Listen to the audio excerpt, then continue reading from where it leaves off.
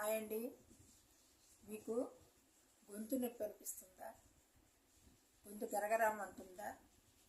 అయితే గనక నేను చెప్పిన చిట్కాని పాటించండి, తగ్గుతుంది. ఒక చిన్న గిన్నెలో 2 స్పూన్ల నెయ్యి వేయండి. ఒక చిటికెడు మిరియాల పొడి వేయండి.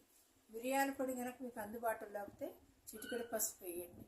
వేసి 2 కలిపి రోజుకి పొద్దున సాయంత్రం 2 పూట్ల తీసుకోండి.